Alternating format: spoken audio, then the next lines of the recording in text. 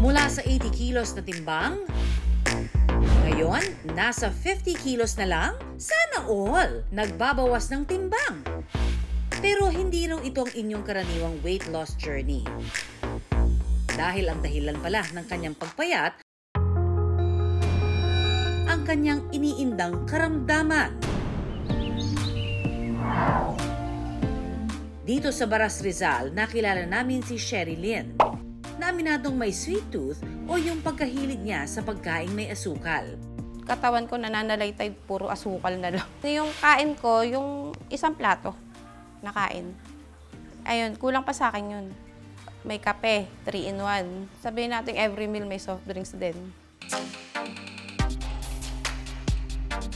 Sa kabila ng kanyang lifestyle, bumagsak pa rin ang kanyang timbang. Mayat maya raw siya kung umihi. At nanlabo rin ang kanyang paningin. Sa loob ko, sabi ko, hala, baka may cancer na ako kasi ang lakas ko kumain, pero pumayat ako ng pumayat.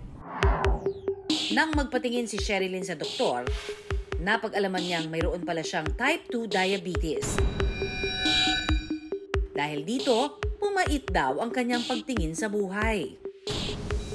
Parang natakot ako sa sarili ko. Sabi ko, hala, mamamatay na yata ako, mga ganun. Baka ikamatay ko na yung diabetes. Komplikasyon sa diabetes daw kasi ang ikinamatay ng kanyang magulang. Nung itinakbo na namin siya sa hospital, ano na siya, dead on arrival na. Ang diabetes ay merong acute or chronic complications. Ang mga acute komplikasyon tulad ng mataas na risk para magkaroon ng heart attack at stroke ay talagang maaring mamatay ang isang tao. In fact, ito nga ang #1 na dahilan kung bakit maagang namamatay ang mga Pilipino. Para maagapan, piniling mag-insulin ni Sherry Lynn. Sa insulin, 1K monthly. Yun lang po yung kaya ng budget ko. Nanginginig yung katawan ko, nahihilo ko. Kaya sabi ko parang ang pangit ng epekto sa akin. Kaya si Sherry Lynn naghanap ng ibang paraan para makontrol ang kanyang diabetes. Dito niya nalaman ang reverse diabetes o diabetes in remission. Sa pagkakaroon nila ng lifestyle intervention at sapat na pagbabago sa kanilang pagkain, no, ay maaari nilang makontrol ang diabetes or put their diabetes in remission. Importante lang, ipagpatuloy nila lahat ng lifestyle intervention at nutrition intervention upang maiwasan na yung pangangailangan ng maintenance na gamot. Mula sa bandehadong kanin, 100% no rice na raw si Sherry Lynn. Dati kong mga paboritong pagkain, hindi ko na kinakain ngayon.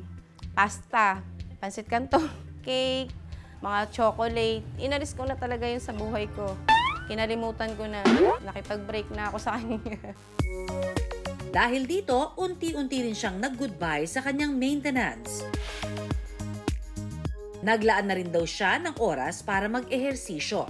After nung inalis ko yung rice, parang gumaan yung pakiramdam ko. Wala na rin akong nararamdamang pagod. Hindi ako yung palaging pagod. Mas gusto ko yung palagi akong may ginagawa ngayon.